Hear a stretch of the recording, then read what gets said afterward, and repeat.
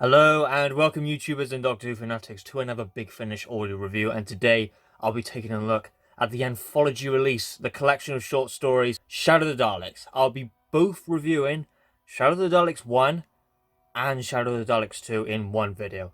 Seems more fitting to put them both into one video than just doing two individual videos. I'll just get right into the meat and potatoes of Shadow of the Daleks with my initial thoughts of what my opinions were when Shadow of the Daleks was revealed by Big Finish. I was interested. I wouldn't say I was excited, but interested and intrigued of what they were going to do with the Time War. And to talk about what they did with the Time War, it's what I expected it to be. Foreshadowed in the shadows, as the name suggests, of the story, Shadow of the Daleks. It's not anything like you expect it to be with Time War with the 8th Doctor or the War Doctor with the brilliant John Hurt. And honestly, it did feel a little bit random.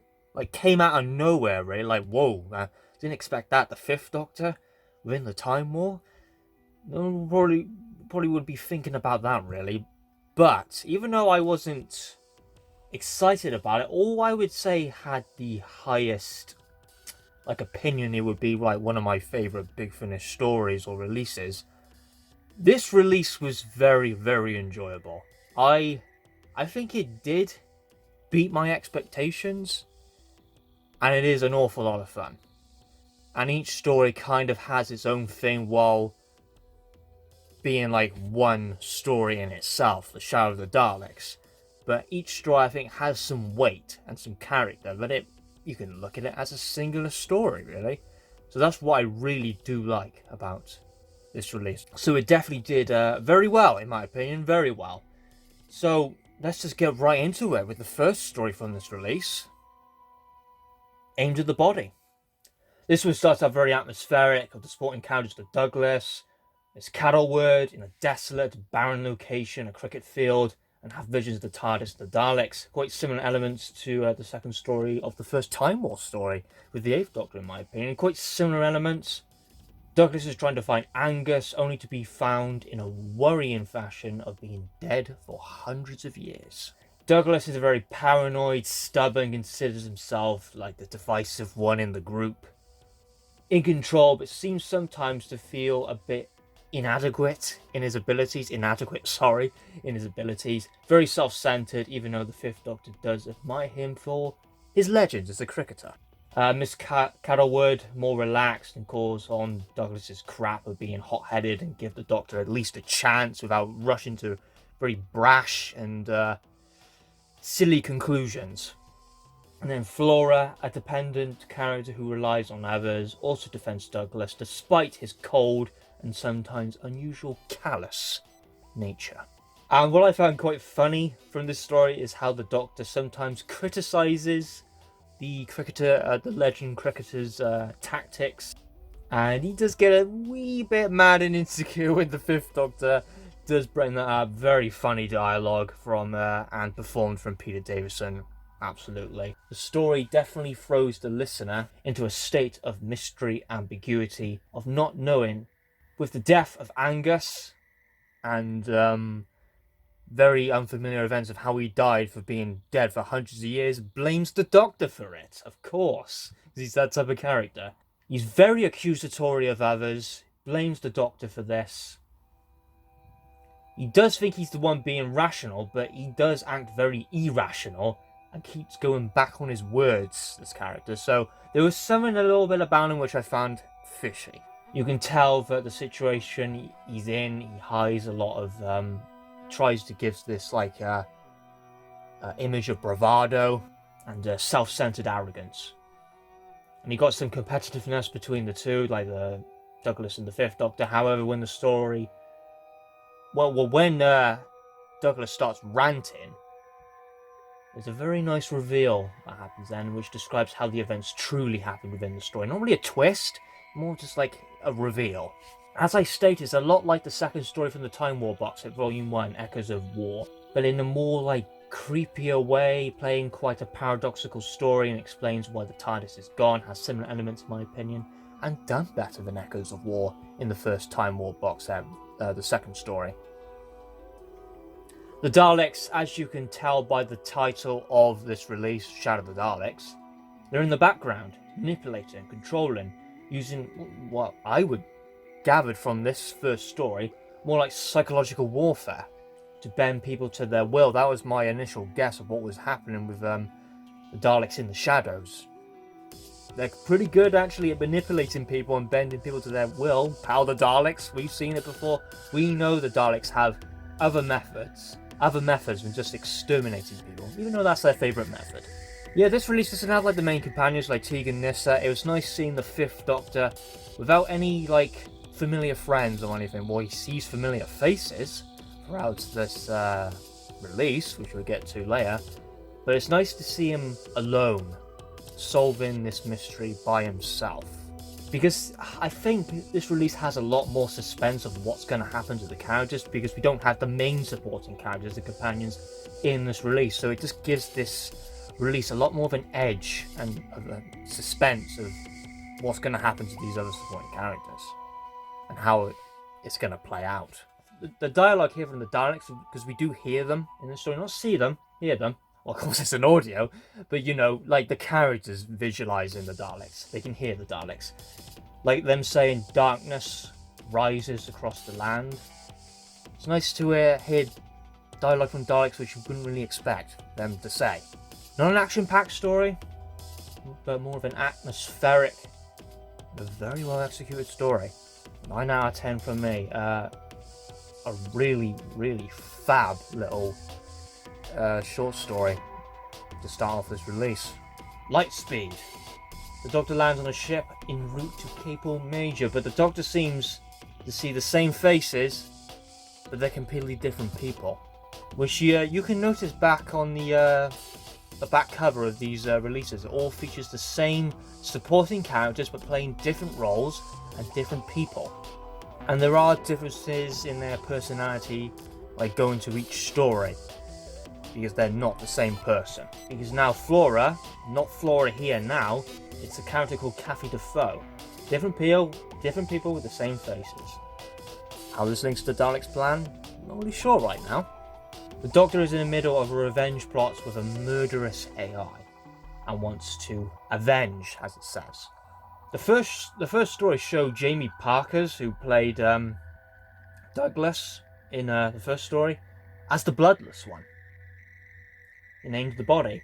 But in this second story, Flora, but now Kathy Defoe, is more the bloodless one here. Being a convict who wishes to take control of the ship, and Douglas from the first story now, a plumber, from a brash, arrogant individual to now a wimpy and a defenseless character. And that really does make this release a lot more interesting to see the different changes in personalities and the versatility of these voice actors. Not the Daleks in the limelight here, but we've got a neurotic AI system who wants to avenge Lucifer.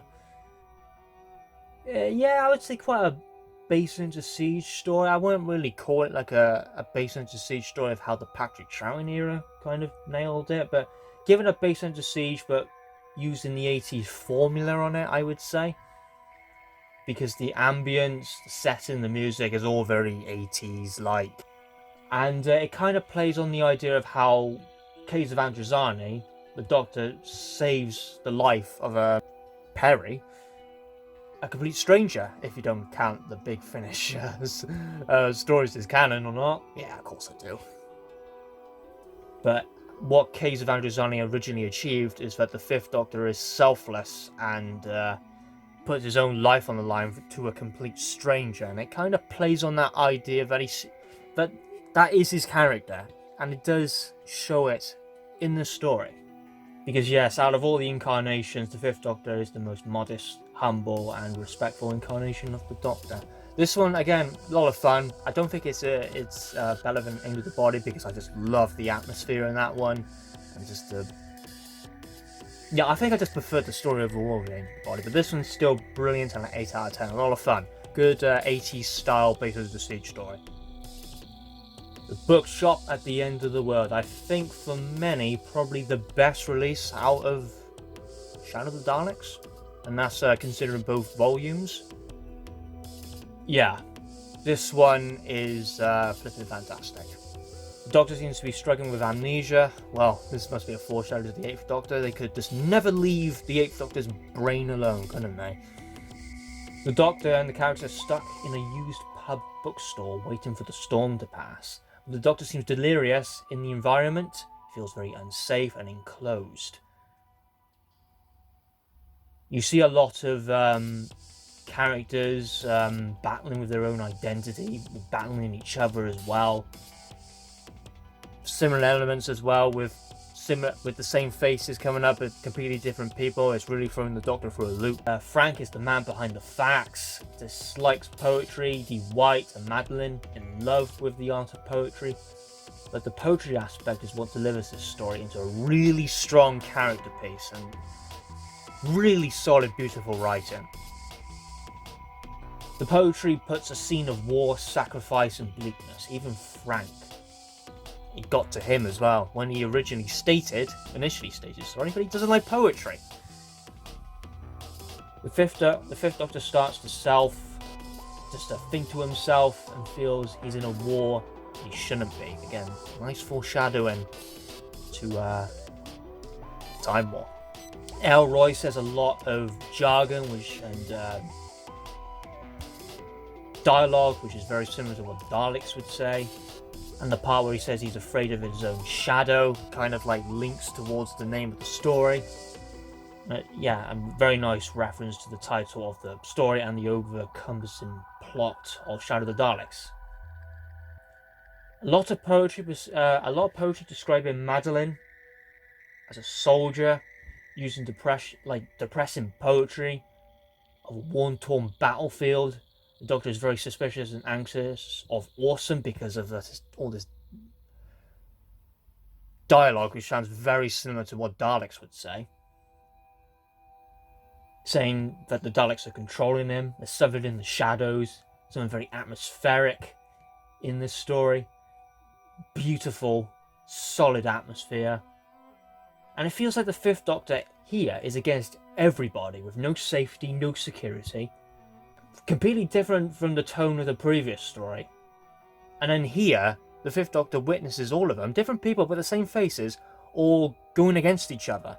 There's no safety and security, so it really throws the 5th Doctor in this, false sense of security, which was like in the previous story of seeing these people, but they're just different people, as I've stated. They're all at arms and animosity between each other. The storm is just what is happening outside is a reference to the upcoming Time War. It freaks Frank out and puts the Doctor really on edge. 100% the highlights of this release so far, and the one I got the most out of. Shadow Daleks plays quite a nice bit of respect to the Time War, because it's not throwing the Doctor in the actual Time War, it's more foreshadowing it. More that it's coming, it's looming. 10 out of 10, yeah, I don't usually rate things 10 out of 10, but this one I would say is flawless. Flawless. Interlude. The Doctor is sent to a theatrical play, a barracks and a performance. And who is he performing to? To me, Interlude, this one's written by Dan Starkey, by the way. For me, this is the one I prefer the least out of the entire collection.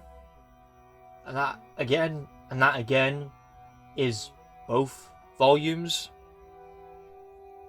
It just feels a little bit out of place for me. The ambience, the setting, and comparison to like the other 3 stories, it just feels like it's a... I know it's very difficult to follow the Bookshop at the End of the World because that one was just so damn flawless. I think it should have somehow been worked as the final story from Volume 1 because it was just that flaming good. But yeah, maybe that has something to do with it really, because we had one solid 10 out of 10 and then we have this one like, yeah, it's good, it's not my favourite, it's not too bad. It's very whimsical and light-hearted. I just think that whimsical and light-hearted tone it had just kind of like made me go, I felt like in Bookshop at the End of the World, I felt, wow, this is atmospheric. This is pretty damn bleak by like the description of poetry. Because I was kind of viewing it as not just individual stories, even though I rate them by individual stories, but like one big story got it from start to finish. But I think that whimsical, light-hearted nature kind of like it like impacted of what the third story, what I was feeling then. But again, it's probably just how you judge and see the story. Do you look at them as individual stories, or like a full collection of stories, like one release, one story? But anyway, I'm rambling. The Doctor again is having these flash forward sequences of the looming threat of the Time War. That happens a little bit in the story. It seems to trigger when he leaves certain locations. We saw that in the previous story, Bookshop at the End of the World. It started off a little off-paced, a little bit. Pacing's a little bit of a problem with this one. It starts okay, in my opinion, with the whole shadow element of the Daleks, how they're manipulating events behind the shadows and what sort of influence are they doing. Like Time of the Daleks on those, it feels like a similar setting because they're quoting Shakespeare in Time of the Daleks. It feels like a similar theme. Yeah, I'm just not feeling this one too much, in my opinion. It's not a favourite of mine, and it is my personally my least favourite out of this box set. I still enjoyed it, box set release, and I do think the previous story kind of had an effect on this one as well. I think it should have been the third story and then just tweaked a little bit, and Bookshop at the End of the World should have been the fourth story, but that's just how I view things. It's still, I'll give it a 7 out of 10. I still enjoyed it. It was fun, but I just think, I think Bookshop at the End of the World had like something to do with that, I think. And yeah, that's all the 4 stories. But I'm not going to rate this release right now. Let's just move straight to the second one. Shadow of the Daleks, Volume 2. Shadow of the Daleks, Volume 2. We're starting with Echo Chamber. And the Doctor finds himself alone in a radio talk show. Yeah, I wasn't really too sure what my initial thoughts on this were. I didn't think it would be anything too spectacular by what I got out of it, from like reading the bio of the story and what people said. I didn't really do any like spoiler reviews or anything like that, just like a little brief analysis of what Echo Chamber was. But I really liked this one. I liked this one a lot, I did. A lot more than I, again, anticipated. The Fifth Doctor is kind of trapped alone in not really a location we don't really know where he is exactly, but how we're perceiving it, he's on a radio talk show. And how the Doctor presents himself is accurate to his incarnation. He's quite shy, timid, doesn't really know what to do. Even he states this himself by saying other incarnations would do better. Personally, the Fourth Doctor, Third Doctor, they would all do good, to be honest. It speaks well to the Fifth Doctor's character. The Doctor has the responsibility of calming outrage and anger in a society's population. Sounds quite suitable to what's happening right now with the pandemic and how the government, their actions are being quite questionable. Anyway, I digress. It's how people have a hatred of the media and plays on that ploy quite a little bit. And how sometimes they create outrage and division. The Doctor tries to reason and finds out why people are like this. With Brian, who is one of the first person to phone in on the Doctor, he just calls him like an idiot, condescending. He just doesn't want to reason with him. It also exposes tribalism within people. Tribalism's been around since the dawn of humankind, and I know it sounds, again, I'm describing humankind as us back in our tribal days, but tribalism still exists now with political ideology, what we believe in, motives, beliefs. That still exists, and it's part of the human species. Because at the end of the day, this is it kind of tells us human nature almost, this story. Echo Chamber, we believe things stronger which supports our narrative in comparison to information that does not. Again, it goes to the same thing. It's easier to fool people, to convince people they've been fooled.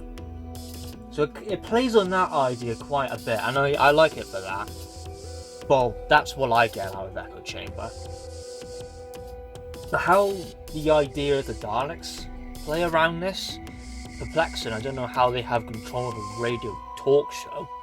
but I had an idea how they would, and it doesn't really give you the answer at the end, but you can kind of work it out, I would say.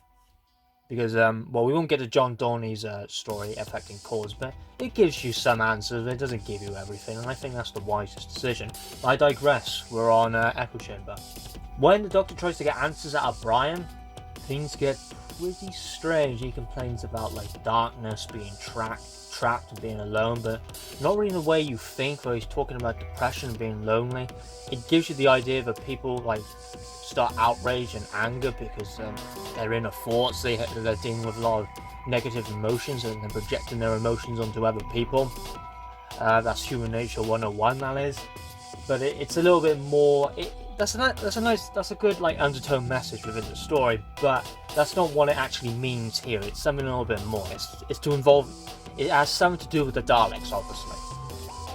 And the music, the atmosphere, when that part was revealed by Brian, ooh, very good indeed. I love the Doctor's closing line within this story too, excellent. And in my opinion, 8.5 out of 10. Yeah, one of the stories higher up on the list for me out of this release, Shadow of the Daleks. Towards Zero. Playing a little bit of a Festival of Death by Jonathan Morris here. It does his own thing, of course. But yeah, similar to Festival of Death, of witnessing the Doctor die, in this case being shot, and he has to solve his own murder. A murder mystery within an old-fashioned house. How the Daleks come up with that, and what that... how they would come up with such an idea, that sounds very out of creativity for a Dalek. So how that works, that's up to you. Find that out for yourself, from me tell you. Again, as I said throughout this release, we have the same faces but different people. We have it as a family within an old-fashioned house with a murder mystery, but the Doctor is the one who's been murdered. But then he finds out, but when he comes onto the scene, they say, "Oh, thank God, Doctor, you're not dead," and they think of him as their son of the family. Jasper is very accusatory of others and does not particularly like the Doctor. He seems to be very open with it, with his opinions on him. Feels unlikely he would commit the murder, although it could be reverse psychology. He just might be just doing that, so I was a little bit sus of him. In comparison to Echo Chamber, I felt the story and its depths more in that one compared to this one, but still, nothing. You can't really argue with a fun whodunit romp. And the reveal of it, probably not what you expect and what you would not come to, but yeah, it's not my favourite out of the collection, but a very fun, enjoyable romp. Good old murder mystery, Agatha Christie style, Cluedo. You know, so if you like Agatha Christie and like those little whodunit mysteries, yeah, you should like this one. 7.5 out of 10. Castle Hydra. Yeah, the penultimate. Yeah, the concept of Shadow of the Daleks has been played throughout this entire release. It's more exposed to the listener here of what's happening since the very beginning of Aim of the Body. We have masked people, but once revealed, they share the same faces as supporting characters, which the Doctor's been seeing throughout the start of this release. I do like the elements of what the story does as a single story. How dreams and memories are manipulated into the environment to create scenes and conceptualize events. But as I previously stated, the whole concept is, from start to finish, is interesting, intriguing, and you just want to listen to the entire release from start to finish.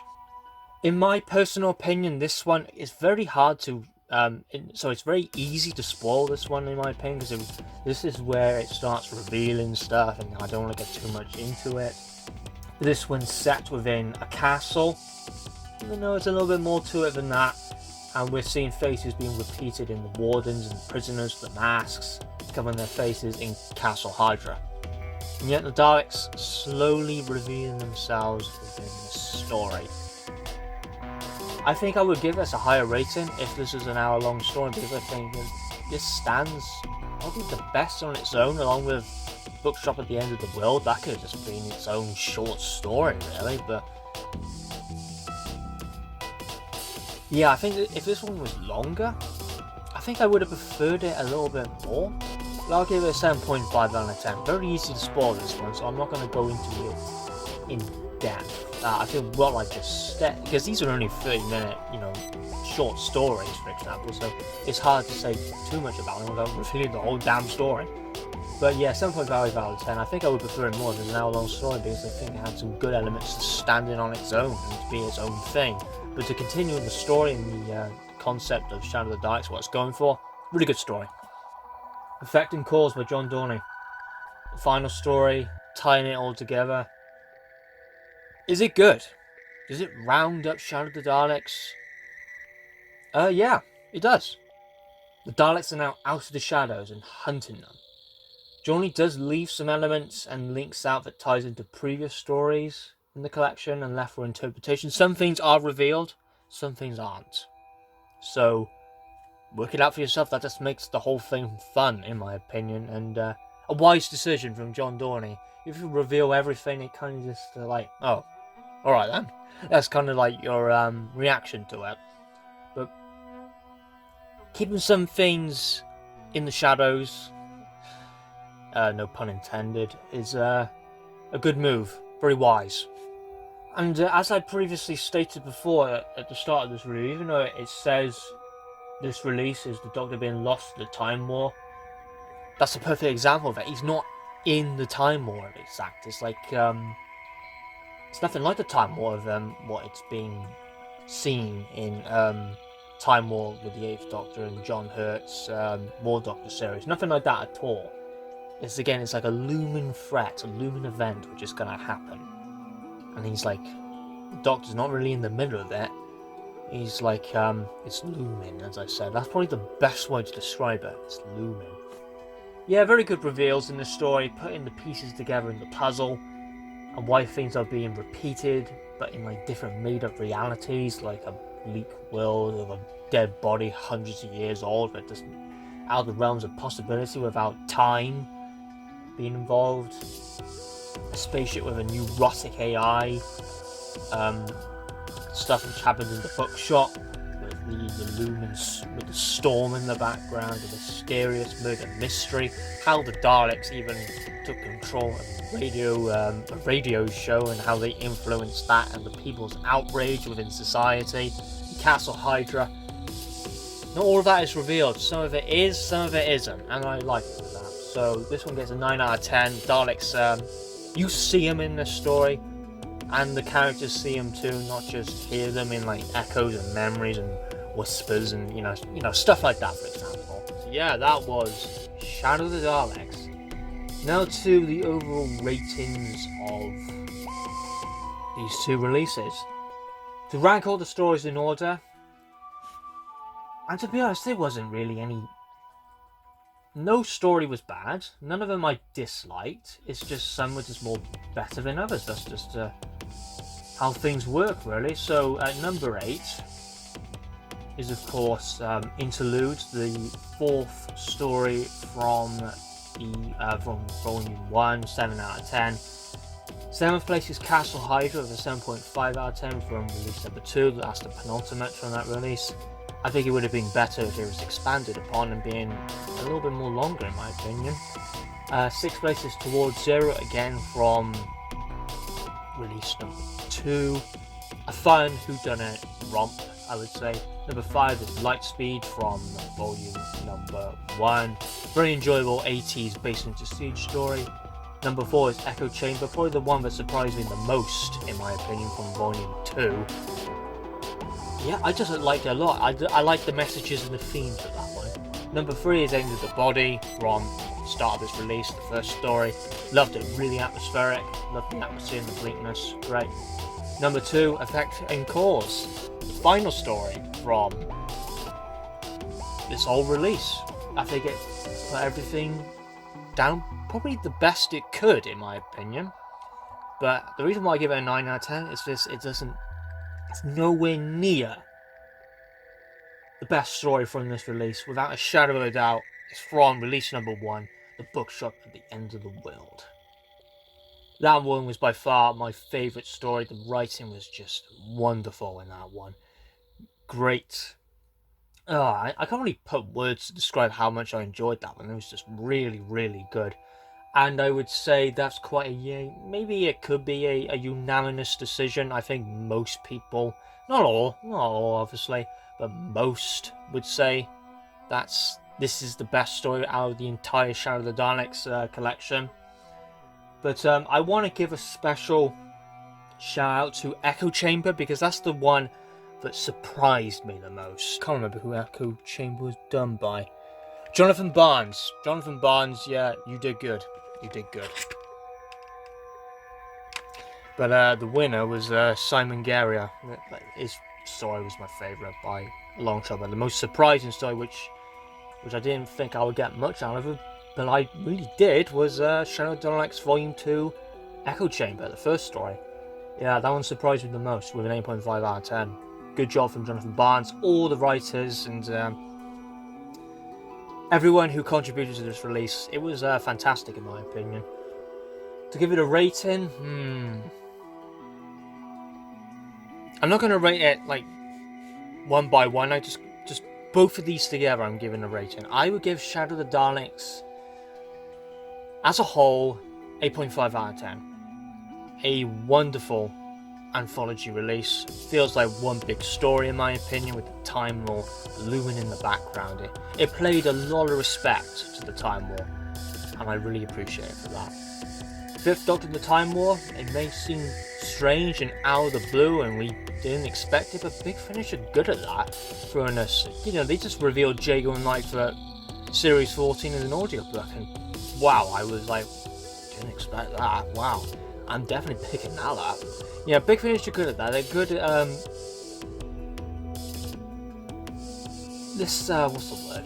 I can't think of the word, but doing out of the box ideas, but they still work. Yeah, this is like an out of the box idea. The Fifth Doctor in the Time War. Didn't really expect for us to see that, but this anthology, really good. Really enjoyed it. So thanks for watching my review of Shadow of the Daleks. Fantastic anthology release. I'm 8.5 out of 10. My next Big Finish audio review will be Genetics of the Daleks from Time Lord Victorious. See you in that review, and of course, have a good one.